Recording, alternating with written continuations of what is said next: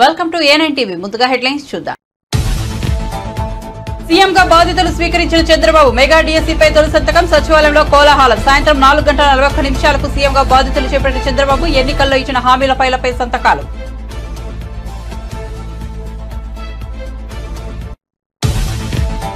ఇటీవల ఎన్నికల్లో వైసీపీ ఘోర పరాజయం. ప్రస్తుతం కూటమి హనీమూన్ నడుస్తోందన్న జగన్. శిశుపాలుడు మాదిరి చంద్రబాబు తప్పులను కూడా లెక్కిద్దామని పిలుపు. చంద్రబాబు పాలనలో త్వరగా తప్పులు పండుతాయని వెల్లడి.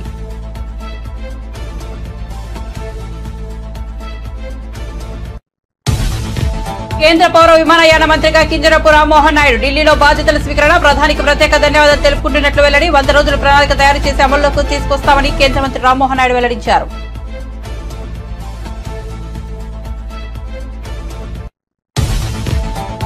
జగన్ గురించి మాట్లాడడం ఇక వేస్ట్ అన్న ఎమ్మెల్యే రఘురామకృష్ణరాజు. నాపై కస్టడీ టార్చర్ జరిగింది కాబట్టి పోలీస్ కంప్లైంట్ ఇచ్చా. నాకే న్యాయం జరగకుంటే ప్రజలకు నమ్మకం పోతుందని వ్యాఖ్య. కంప్లైంట్ ఇచ్చే విషయంలో తాను ఎవరితోనూ మాట్లాడలేదని వివరణ.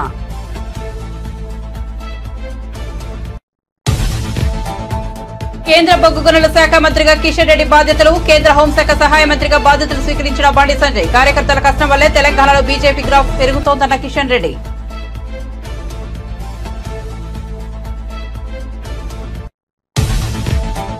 యడియూరప్పకు నాన్ బెయిలబుల్ అరెస్ట్ వారెంట్ జారీ. ఫోక్సో కేసులో వారెంట్ జారీ చేసిన బెంగళూరు స్పెషల్ కోర్టు. 17 ఏళ్ల బాలికపై లైంగిక దాడి కేసులో యడియూరప్పపై కేసు నమోదు. విచారణకు హాజరు కావాలని ఇప్పటికే సిఐడి నోటీసులు.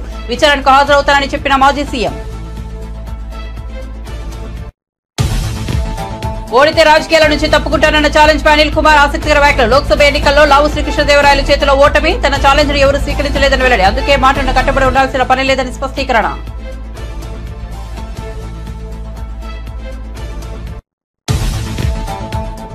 కొన్నాళ్ల కిందటే వరలక్ష్మి శరత్ కుమార్ ఇచ్చిదత్తం. జూలైలో వివాహం. ప్రముఖులను స్వయంగా తన పెళ్లికి ఆహ్వానిస్తున్న వరలక్ష్మి.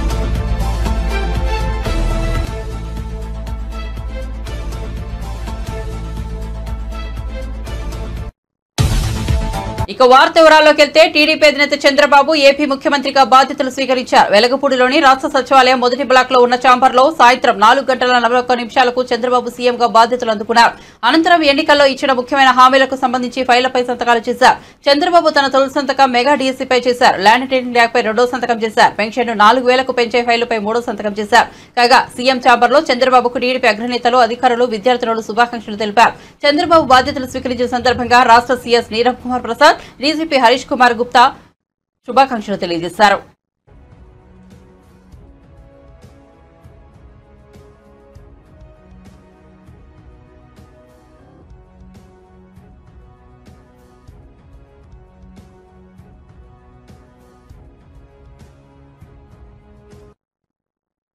ఏపీ ముఖ్యమంత్రి చంద్రబాబు తిరుమల పర్యటన అనంతరం విజయవాడ చేరుకున్నారు. కనకదుర్గమ్మ దర్శనం కోసం కుటుంబ సమేతంగా ఇంద్రకీలాద్రికి విచ్చేశారు. దేవాదాయ శాఖ కమిషనర్, ఎన్టీఆర్ జిల్లా కలెక్టర్, ఆర్ఈఓ తదితర అధికారులు సీఎంకు స్వాగతం పలికారు. కుటుంబ సభ్యులతో కలిసి దుర్గమ్మను దర్శించుకున్న చంద్రబాబు మొక్కులు చెల్లించుకున్నారు. చంద్రబాబు రాక నేపథ్యంలో విద్యార్థులు ఇంద్రకీలాద్రిపై సంప్రదాయ నృత్యంతో అలరించారు. అమ్మవారి దర్శనం అనంతరం చంద్రబాబు ఉండవల్లి నివాసానికి చేరుకున్నారు.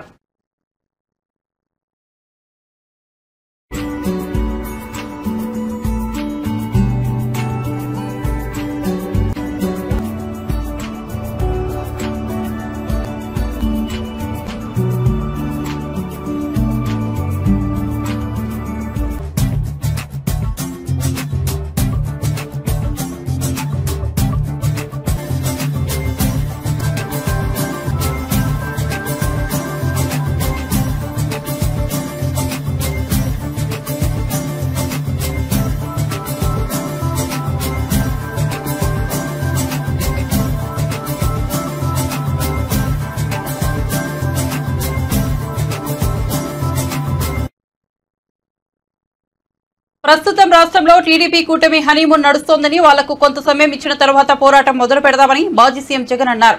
ఆయన వైసీపీ ఎమ్మెల్సీలతో సమావేశం నిర్వహించారు. ఈ సందర్భంగా మాట్లాడుతూ చంద్రబాబు హయాంలో పాపాలు చాలా త్వరగా పండుతాయని, గతంలోనూ చంద్రబాబు పాపాలు ఎలా పండాయో అందరం చూశామని తెలిపారు.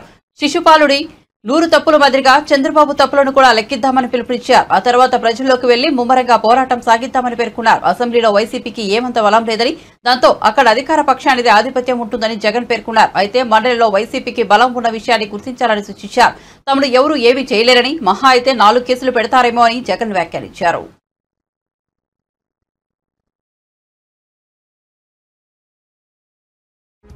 గతంలో కూడా ఇదే మాదిరిగా పరిస్థితులు ఉన్నప్పుడు కూడా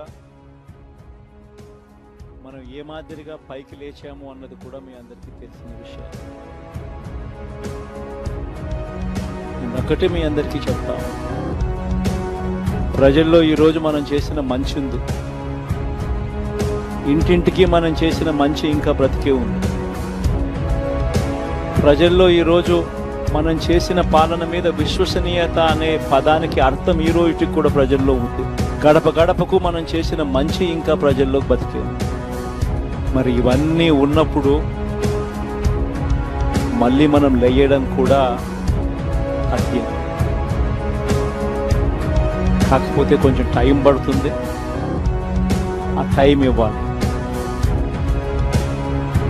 ఆ టైం ఇచ్చినప్పుడు, అది జరిగినప్పుడు, పాపాలు పండినప్పుడు ఖచ్చితంగా మళ్ళీ మనం పైకి లేస్తాం. ఈ విషయం ప్రతి ఒక్కరం కూడా గుర్తుపెట్టుకోవాలి. ఎందుకు ఈ మాట కూడా చెప్తా ఉన్నానంటే, రాజకీయాలలో అన్నిటికన్నా ముఖ్యమైన అంశం క్యారెక్టర్, విలువలు, విశ్వసనీయత. ఈ పదాలకు అర్థం తెలిసి ఉండడం రాజకీయాలలో చాలా అవసరం. రాజకీయం అంటే ఎల్లవేళలా అధికారమే కాదు. అధికారంలో లేనప్పుడు కష్టాలు ఖచ్చితంగా వస్తాయి, కానీ ఖచ్చితంగా కష్టాలు వచ్చినప్పుడు మనం ఖచ్చితంగా ఏ రకంగా రియాక్ట్ అవుతామన్నది మన చేతుల్లో. విలువలు, విశ్వసనీయత లేని మనిషిగా రాజకీయాలు చేద్దామా, లేదా కష్టాలు వచ్చినప్పుడు ఆ కష్టాలను ఎదుర్కొని హుందాగా నిలబడుతూ మళ్ళీ 5 సంవత్సరాలు కన్ను మూసుకుంటే 5 సంవత్సరాలు అయిపోతాయి, మళ్ళీ 5 సంవత్సరాల తర్వాత మన పాలన వస్తుంది, మన ప్రభుత్వం వస్తుంది, అప్పుడు మళ్ళీ మనమే ఆందోళన ఎక్కుతామన్నది కూడా గుర్తుపెట్టుకొని అడుగులు వేస్తామా అన్నది మనలో ప్రతి ఒక్కరూ కూడా ఆలోచన చేసుకోవాలి.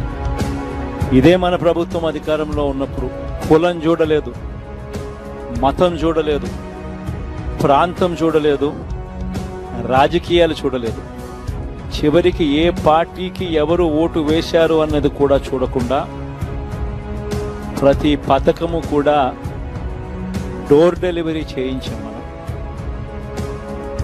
అర్హత మాత్రమే ప్రామాణికంగా తీసుకుని ప్రతి పథకము, ప్రతి మంచి కూడా ప్రతి ఇంటికి డోర్ డెలివరీ చేయించాం.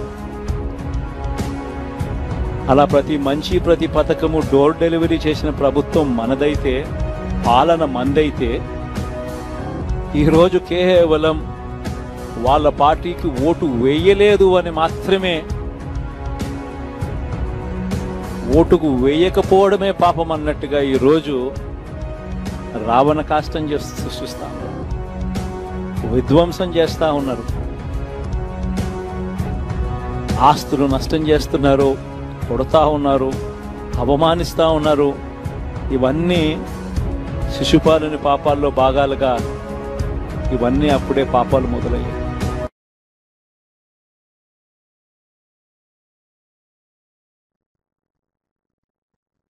కేంద్ర పౌర విమానయాన శాఖ మంత్రిగా నియమితులైన టీడీపీ యువ ఎంపీ కింజరపు రామ్మోహన్ నాయుడు ఢిల్లీలోని రాజీవ్ గాంధీ భవన్లో కేంద్ర మంత్రిగా బాధ్యతలు స్వీకరించారు. ఈ సందర్భంగా రామ్మోహన్ నాయుడు మాట్లాడుతూ ఈ బాధ్యత అప్పగించిన ప్రధాని నరేంద్ర మోదీకి ప్రత్యేక ధన్యవాదాలు తెలుపుకుంటున్నారని వెల్లడించారు. కేంద్ర కేబినెట్ లో అత్యంత పిండ వయస్కుడైన తనపై బాధ్యతను మోపారని, ప్రధానికి యువతపై ఉన్న నమ్మకం దీని ద్వారా అర్థమవుతోందని అన్నారు. 100 రోజుల ప్రణాళిక తయారు చేసి దాన్ని అమల్లోకి తీసుకొస్తామని రామ్మోహన్ నాయుడు తెలిపారు. టెక్నాలజీ వినియోగంతో పౌర విమానయానాన్ని మరింత ముందుకు తీసుకెళ్లేందుకు కృషి చేస్తానని చెప్పారు. చేస్తానని మోదీ గారికి, మా చంద్రబాబు నాయుడు గారికి, అలాగే దేశ ప్రజానికానికి అందరికీ కూడా ఈ సందర్భంగా తెలియజేసుకుంటున్నాను. మరి ఈరోజే స్వీకరించిన తర్వాత ఇమీడియట్గా మాకున్నటువంటి ప్లాన్, మోదీ గారు ప్రతి డిపార్ట్మెంట్లో దేశానికి కూడా సంబంధించి 100 డేస్ యాక్షన్ ప్లాన్ని తయారు చేయమనడం జరిగింది. మా డిపార్ట్మెంట్లో కూడా అది చేస్తాం.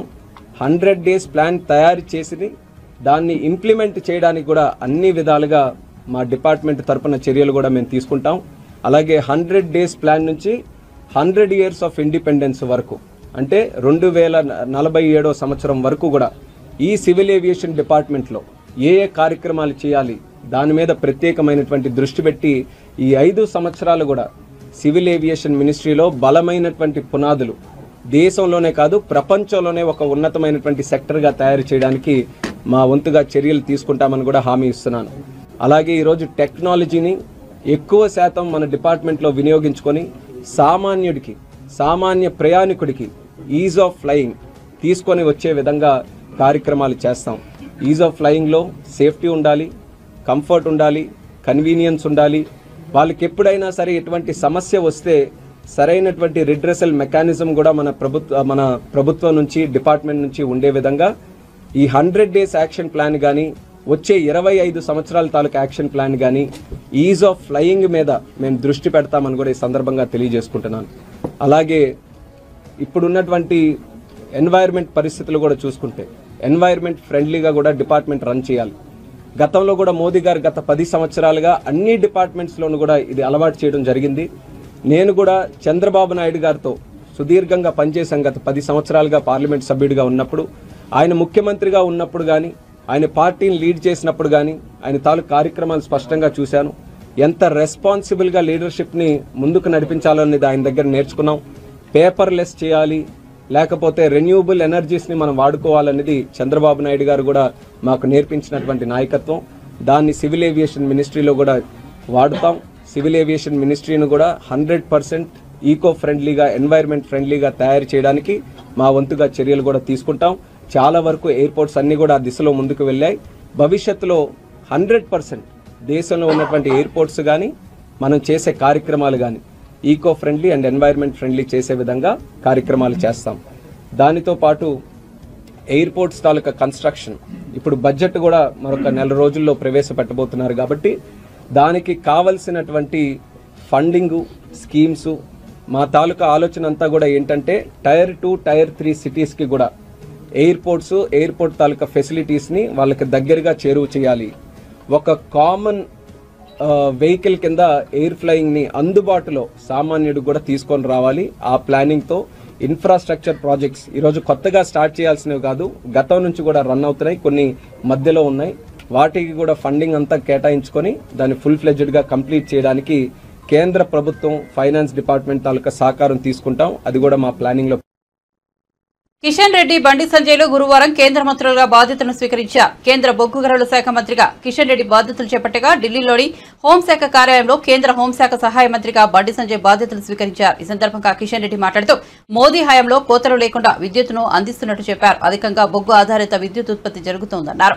ఇతర దేశాల నుంచి మనం బొగ్గును దిగుమతి చేసుకుంటున్నామని తెలిపారు. మున్ముందు దిగుమతిని తగ్గించి దేశీయంగా ఉత్పత్తిని పెంచుతామన్నారు. ఖనిజాల అన్వేషణ, త్రవ్వకాల ద్వారా ఉపాధి కల్పనకు కృషి చేస్తామన్నారు. బొగ్గు గనుల మంత్రిత్వ శాఖల అధికారులు ఒక బృందంగా నిబద్ధతతో పనిచేస్తామని కిషన్ రెడ్డి పేర్కొన్నారు. ఈ 2 డిపార్ట్మెంట్ సంబంధించి మంత్రిగా ప్రధానమంత్రి గారు నాకు బాధ్యతలు ఇవ్వడం జరిగింది. ఈరోజు అధికారపూర్వకంగా ఈ బాధ్యతలు ఈరోజు చేపట్టాను. మనకందరికీ తెలుసు, దేశంలో విద్యుత్ లేకుండా, పవర్ లేకుండా ఏ ఒక్క పని కూడా కాదు. అది వ్యవసాయమే కావచ్చు, పారిశ్రామిక రంగమే కావచ్చు, ఐటీ కానీ, లేక కమర్షియల్ కానీ, డొమెస్టిక్ కానీ, ప్రజల జీవితాలతో విద్యుత్ రంగం పూర్తిగా పెనవేసుకొని ఉన్నది. భారతదేశంలో విద్యుత్ కొత్త లేనటువంటి ఒక నూతన భారతాన్ని నరేంద్ర మోడీ గారు ఈరోజు ఆవిష్కరించారు. ఈ రాష్ట్రము ఆ రాష్ట్రం కాదు, అన్ని రాష్ట్రాల్లో కూడా అవసరమైనంత విద్యుత్ అన్ని రంగాలకు అందుతా ఉంది. దానికి ప్రధానమైనటువంటి కారణము బొగ్గు ద్వారానే ఈరోజు విద్యుత్ ఉత్పత్తి అత్యధిక శాతం అవుతా ఉంది. రానున్న రోజుల్లో ఇంకా విద్యుత్ ఉత్పత్తి పెంచడం కోసము, విద్యుత్ ట్రాన్స్పోర్ట్ ఇంకా పెంచడం కోసము అనేక రకాలుగా నరేంద్ర మోడీ గారి నాయకత్వంలో యాక్షన్ ప్లాన్ చేస్తూ ఉన్నారు. రానున్న రోజుల్లో దీన్ని మరింతగా ముందుకు తీసుకెళ్తాము. ఇక్కడ పవర్ మినిస్ట్రీ కానీ, రైల్వే మినిస్ట్రీ కానీ, కోల్ మినిస్ట్రీ కానీ, మైన్స్ మినిస్ట్రీ కానీ, వీటన్నిటికీ ఎన్వైరన్మెంట్ మినిస్ట్రీ కానీ, వీటన్నిటికీ ఒక అవినాభావ సంబంధం ఉంది. వీటన్నిటిని కూడా సమన్వయం చేసుకుంటూ ముందుకెళ్తాము. విద్యుత్ కోత లేనటువంటి భారతాన్ని నిర్మించాలంటే బొగ్గు ఉత్పత్తి పెంచాల్సినటువంటి అవసరం ఉంది. ఇతర దేశాల నుంచి ఇంకా కొంత మేరకు మనం బొగ్గు దిగుమతి చేసుకుంటున్నాం. రానున్న రోజుల్లో కూడా పూర్తి స్థాయిలో మన అవసరాలకు కావలసినటువంటి బొగ్గును మనమే ఉత్పత్తి చేసుకోవడం, ఆ యొక్క మినరల్స్ బయటికి తీయడము, ఉపాధి అవకాశాలు పెంచడము, మినరల్స్ని కూడా ఇతర దేశాలకు కూడా ఎక్స్పోర్ట్ చేయడము.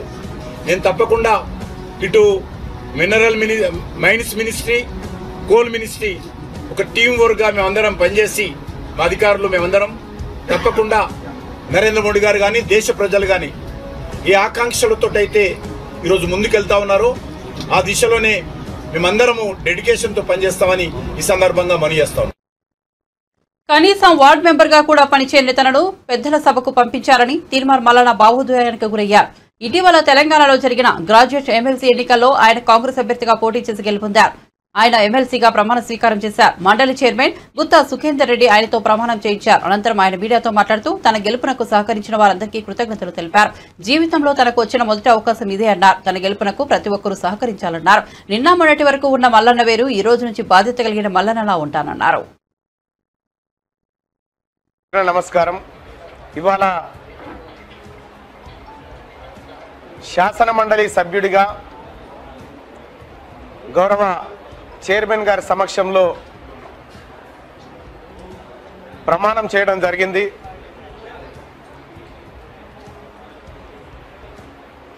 ఇది నా జీవితంలో మొట్టమొదటి అవకాశం.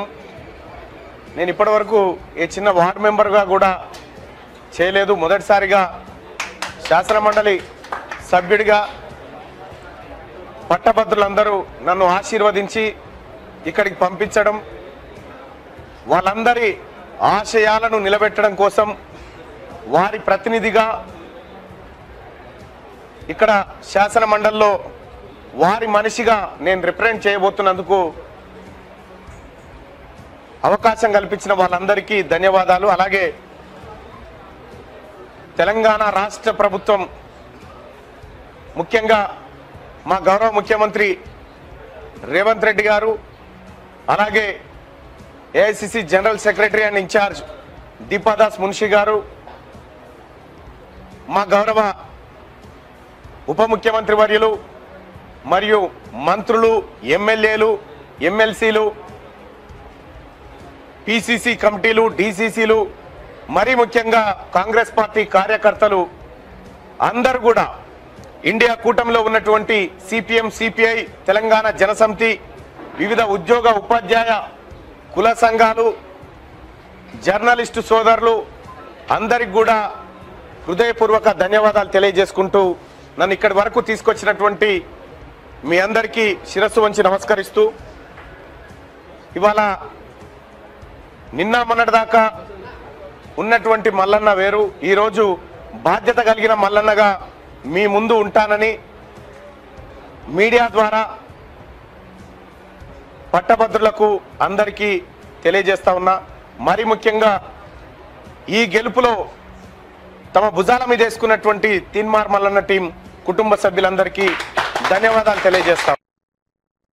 కక్ష సాధింపు చర్యలు తమ విధానం కాదని మచిలీపట్నం పార్లమెంట్ సభ్యులు వల్లభనేని బాలశౌరి అన్నారు. ఎక్కడ దాడులు, దౌర్జన్యాలకు దిగవద్దని జన సైనికులకు సూచించారు. గత ప్రభుత్వంలో జన సైనికులను ఇబ్బందికి గురి చేసిన వారిపై చట్ట ప్రకారం చర్యలు తీసుకుంటామన్నారు. జనసేన పార్టీ నుంచి పోటీ చేసి విజయం సాధించిన తరువాత తొలిసారి మచిలీపట్నం వచ్చిన ఆయన స్థానిక ఆర్ఎండ్బి అతిథి గృహంలో మీడియాతో మాట్లాడారు.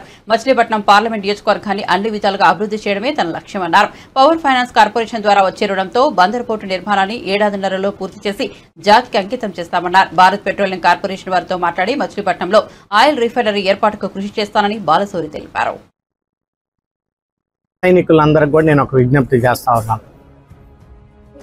మన పద్ధతి వేరు, మన వ్యవహార శైలి వేరు.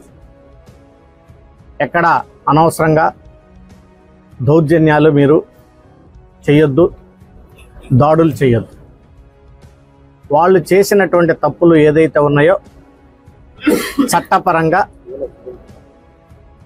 ఆ డిపార్ట్మెంట్లు చర్యలు తీసుకుంటారు. ఎవరు కూడా చట్టాన్ని చేతిలో తీసుకోవద్దని చెప్పేసి నేను మనవి చేస్తా ఉన్నా. వాళ్ళు చేసినటువంటి అరాచకాలు మనం చేయొద్దు. పవన్ కళ్యాణ్ గారు కూడా ఈ విషయం గురించి స్పష్టంగా చెప్పారు. మనం ఒక క్రమశిక్షణ కలిగినటువంటి జన సైనికులుగా, కార్యకర్తలుగా మనం ప్రవర్తించాలనేటువంటిది ప్రతి ఒక్క జన సైనికుడిని నేను కోరుతా ఉన్నాను. అందరం కాన్సన్ట్రేట్ చేయాల్సింది అభివృద్ధి మీద. అదే రకంగా ప్రజలకు ఉన్నటువంటి సమస్యలు, ప్రధానమైనటువంటి సమస్యల మీద మనం అర్థం చేసుకొని ఆ సమస్యలను పరిష్కరించడానికి గెలిచిన అభ్యర్థులందరం కూడా కృషి చేయాలి. పవర్ ఫైనాన్స్ కార్పొరేషన్ ద్వారా లోన్ తీసుకొచ్చి పోర్టుని డెవలప్ చేస్తూ ఉన్నాం. ఒక 1.5 yearsలో నాకు తెలిసి ఆ పోర్టును కంప్లీట్ చేసి దాన్ని ఇక్కడ ప్రజలకు అంకితం చేస్తాం, జాతికి అంకితం చేస్తాం. ఆ పోర్టు పక్కన ఉన్నటువంటిది దాదాపు 4-5 వేల ఎకరాల ల్యాండ్లో ఒక మంచి ఇండస్ట్రియల్ హబ్గా తయారు చేసి అనేక మందికి ఉపాధి అవకాశాలు కలిగే విధంగా ఒక చక్కటి ప్లాన్ తోటి నేను కృషి చేస్తాను. ఈరోజు ఎక్కడ ఒక న్యూస్ చూశాను, భారత పెట్రోలియం కార్పొరేషన్ వాళ్ళు ఈ రాష్ట్రంలో దాదాపు ఒక 3-4 రిఫైనరీస్ పెడదామని చెప్పేసి ఎక్కడ ఒక న్యూస్ చూశాను. ఆ 3-4 రిఫైనరీస్ పెట్టేటప్పుడు వైనాట్ మచిలీపట్నం అనేది కూడా నేను ఆలోచిస్తాను. ఒకటి ఎందుకు కాకూడదు అనేది. సో వైనాట్ అంటే ఇలాంటి ఆలోచనలు రావాలి. సో అర్థం లేనటువంటి ఆలోచనలతోటి, ఊరికి పిచ్చి మాటలతోటి టైం గడపటం కంటే రిఫైనరీ, ఇండస్ట్రియల్ హబ్ ప్రజలకి ఏ రకంగా. ఎన్నికల సమయంలో మాజీ మంత్రి అనిల్ కుమార్ యాదవ్ చేసిన ఛాలెంజ్ గురించి ప్రస్తావించారు. పల్నాడులో ఓడిపోతే రాజకీయాల నుంచి తప్పుకుంటా అని సవాల్ చేశారు. ఆ విషయాన్ని తెలుగుదేశం పార్టీ శ్రేణులు ప్రస్తావిస్తున్నాయి. దీంతో అనిల్ కుమార్ యాదవ్ మీడియాకు ముందుకొచ్చారు. ఎన్నికల్లో ఓటమి తదితర అంశాలపై మాట్లాడారు. రాజకీయాల గురించి తప్పుకుంటానని అనే అంశంపై గురించి కూడా మాట్లాడారు. 29కి ఏ విధంగా బౌన్స్ బ్యాక్ అవ్వాలి, ఏ విధంగా ప్రజలకు అండ ఉండాలి అంతా కూడా రచిస్తారు. ముఖ్యమంత్రి మా జగనన్న తప్పకుండా బౌన్స్ బ్యాక్ అవుతాం, తప్పకుండా వస్తామని చెప్పి తెలియజేస్తాం.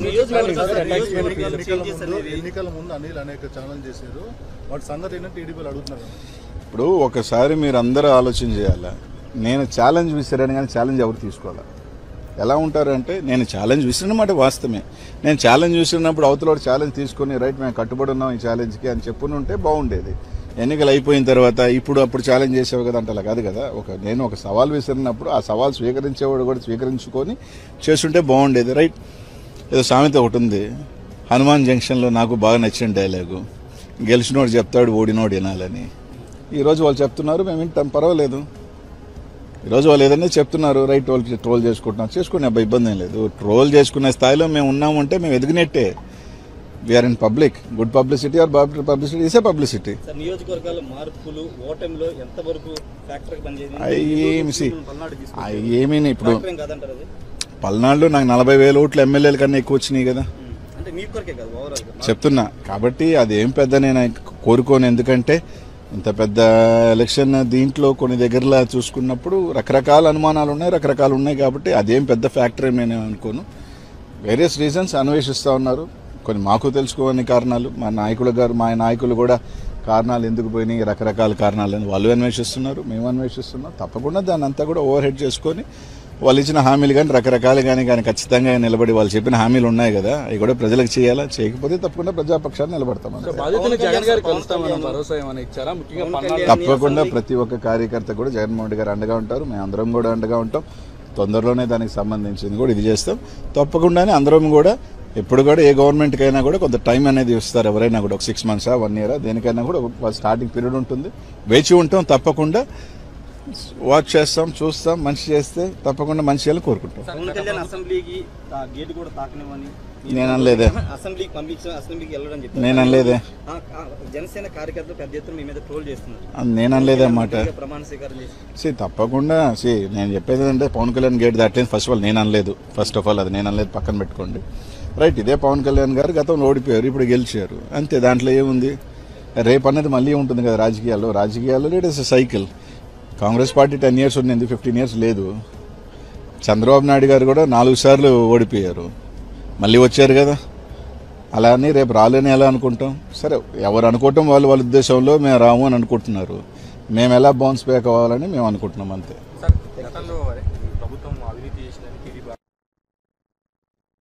ఆంధ్రప్రదేశ్ మాజీ ముఖ్యమంత్రి జగన్మోహన్ రెడ్డి గురించి ఇకపై తాను వ్యక్తిగతంగా మాట్లాడబోనని టీడీపీ ఎమ్మెల్యే రఘురామకృష్ణరాజు స్పష్టం చేశారు. ఈ మేరకు గురువారం ఉదయం మీడియా సమావేశం ఏర్పాటు చేసి మాట్లాడారు. దీనిపై మరింత వివరణ ఇస్తూ మంచో చెడో చేయాల్సింది చేశాడు, వెళ్లిపోయాడు. ఇప్పుడు ప్రజలు ఆ విషయం పట్టించుకోరు. ప్రజల దృష్టి ఇప్పుడు మాపై ఉంటుంది. కొత్త ప్రభుత్వం ఎన్నికల హామీలు నిలబెట్టుకుంటుందా, ఎలా నెరవేర్చుతుందనే చూస్తారు. అందుకే మేం కూడా మా హామీలను అమలు చేసే విషయంపైనే దృష్టి కేంద్రీకరిస్తామని రఘురామన్ అన్నారు. ఇకపై జగన్ పై కానీ వైసీపీ పైన కానీ ప్రజల దృష్టి ఉండకూడదు అని కూడా వివరించారు. ఎన్నికల ఫలితాల తర్వాత జరిగిన తొలి సమావేశంలో ఎమ్మెల్యేలను ఉద్దేశించి తమ పార్టీ నేత చంద్రబాబు మాట్లాడుతూ ప్రజలు మనకు అధికారం ఇవ్వలేదు, బాధ్యతను కట్టబెట్టారని చెప్పారు. అందుకే మనం దాడులు అవి ఇవి చేయొద్దని అందరికీ స్పష్టం చేశారన్నారు. తప్పు చేసిన వాళ్లను చట్ట ప్రకారం శిక్షించాలని చెప్పారన్నారు. అందుకే తనపై జరిగిన కస్టోడియల్ దాడిపై పోలీసులకు ఫిర్యాదు చేశానని రఘురామ వివరించారు. అది పిచ్చి ఆసుపత్రిలో చేసుకోవాలి. అక్కడ ప్రమాణ స్వీకారాలు ఏంటి, ప్రజల ఓట్లన్నీ అక్కడ పడిపోయినాయి. చాలా దారుణంగా ఉన్న పరిస్థితి. పందాలు కాయకండి రా బాబు, తర్వాత మళ్ళీ మీరు ఇబ్బంది పడతారని కూడా చెప్పారు. ఆ పందాలు కాసుకున్న వాళ్ళు కొద్దిమంది ఆత్మహత్య చేసుకుంటున్నారు. సో మనస్తాపంతో ఆత్మహత్య అని చెప్పి, వైసీపీ రాలేదని మనస్తాపంతో ఆత్మహత్యలు అని చెప్పి, మళ్ళీ దానికి ఒక డిఫరెంట్ మీనింగ్. మళ్ళీ జగన్మోహన్ రెడ్డి గారు బహుశా ఓదార్పు యాత్ర 2.0 స్టార్ట్ చేస్తారేమో, నాకు తెలియదు. నేను ఇంకా ఈ రోజు నుంచి వ్యక్తిగతంగా జగన్మోహన్ రెడ్డి గారి గురించి నేను మాట్లాడుకుంటున్నాను. ఎందుకంటే ఆయన భాషలో చెప్పాలంటే మంచో షేడో, ఆయన చేయాల్సింది చేశాడు, వెళ్ళిపోయాడు. ఇప్పుడు జనాలు చూసేది మేమేం చేస్తాం, మేము ఇచ్చిన హామీలు ఎలా నెరవేరుస్తాం. ఎన్నో హామీలు ఇచ్చాం, ఆ హామీలు నెరవేరుస్తారా లేదా అనే దాని మీద జనం దృష్టి ఉంటుంది తప్ప జనాల దృష్టి ఇంకా జగన్మోహన్ రెడ్డి గారి మీద కానీ వైఎస్ఆర్ కాంగ్రెస్ పార్టీ మీద కానీ ఉండకూడదు కూడా, అనవసరం. ఇప్పుడు మేము మాట ఇచ్చాం, మా మాట ప్రజలు విశ్వసించారు. జగన్మోహన్ రెడ్డిని కాదనుకున్నారు. మాకు మేము ఊహించిన దానికన్నా కూడా పెద్ద అందలం ఎక్కించారు. మొన్న మా ఎమ్మెల్యేల మీటింగ్లో కూడా చంద్రబాబు నాయుడు గారు అదే స్పష్టంగా చెప్పారు. మనకి ప్రజలు అధికారం ఇవ్వలేదు, మనకి ప్రజలు ఒక బాధ్యత అప్పచెప్పారు. ఆ బాధ్యతని సక్రమంగా నిర్వహించాలి. దాడులు ఇటువంటివి మనం చేయకూడదు. చట్ట ప్రకారం తప్పు చేసిన వాళ్ళని శిక్షించాలి.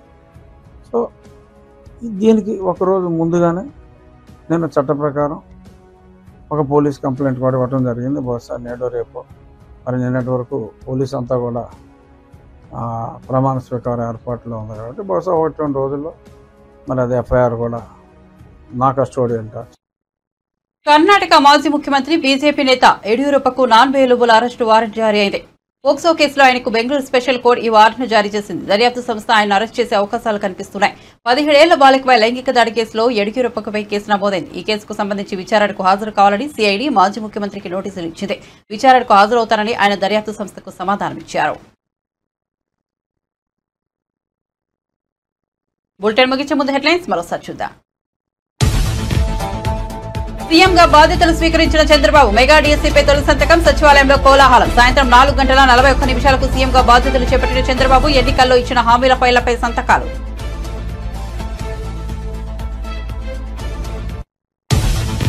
ఇటీవలి ఎన్నికల్లో వైసీపీ ఘోర పరాజయం. ప్రస్తుతం కూటమి హనీమూన్ నడుస్తోందన్న జగన్. శిశుపాడుల మాదిరి చంద్రబాబు తప్పులను కూడా లెక్కిద్దామని పిలుపు. చంద్రబాబు పాలనలో త్వరగా తప్పులు పండుతాయని వెల్లడి.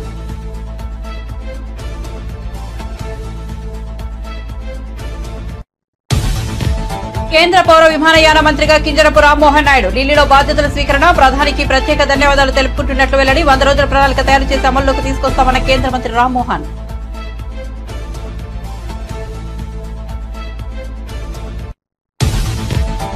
జగన్ గురించి మాట్లాడడం ఇక వేస్ట్ అన్న ఎమ్మెల్యే రఘురామకృష్ణరాజు. నాపై కస్టోడియల్ టార్చర్ జరిగింది కాబట్టి పోలీస్ కంప్లైంట్ ఇచ్చా. నాకే న్యాయం జరగకుంటే ప్రజలకు నమ్మకం పోతుందని వ్యాఖ్య. కంప్లైంట్ ఇచ్చే విషయంలో తాను ఎవరితోనూ మాట్లాడలేదని వివరణ.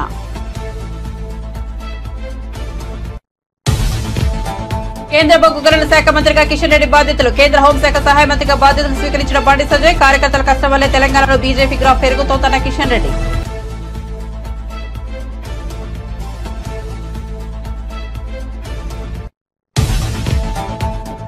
యడియూరప్పకు నాన్ బెయిలబుల్ అరెస్ట్ వారెంట్ జారీ. ఫోక్సో కేసులో వారెంట్ జారీ చేసిన బెంగళూరు స్పెషల్ కోర్టు. 17 ఏళ్ల బాలికపై లైంగిక దాడి కేసులో యడియూరప్పపై కేసు నమోదు. విచారణకు హాజరు కావాలని ఇప్పటికే సిఐడి నోటీసులు. విచారణకు హాజరవుతారని చెప్పిన మాజీ సీఎం.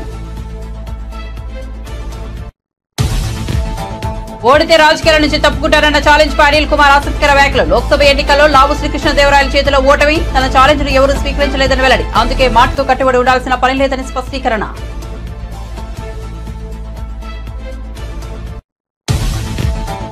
కొన్నాళ్ల కిందటే వరలక్ష్మి శరత్ కుమార్ నిశ్చితార్థం. జూలైలో వివాహం. ప్రముఖులను స్వయంగా తన పెళ్లికి ఆహ్వానిస్తున్న వరలక్ష్మి.